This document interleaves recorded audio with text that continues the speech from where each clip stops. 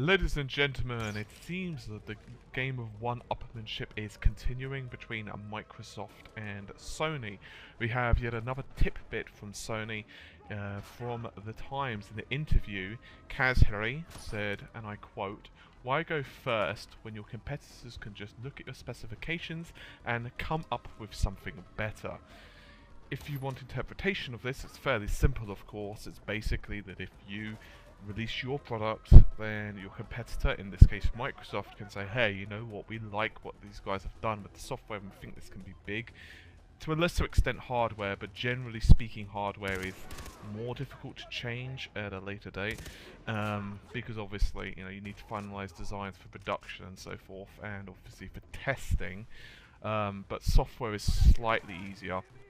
Regardless, the point being that if you release your designs first, your competitor can basically take those designs and incorporate the best features, and so what you released in the market is no longer a unique feature. This is quite different to what Sony was saying just back in 2011.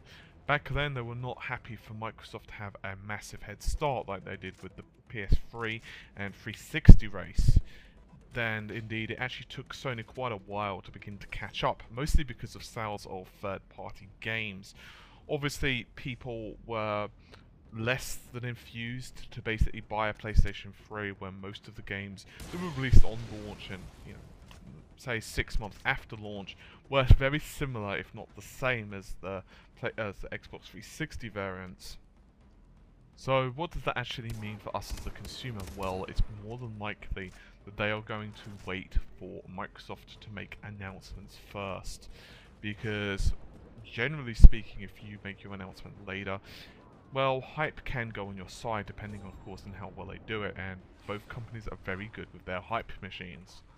So I have previously mentioned in a previous video, I'll link it in an annotation, and I'd highly recommend you guys check it out, that the Orbis and PlayStation 4 in general is going to be an absolute monster in terms of specifications.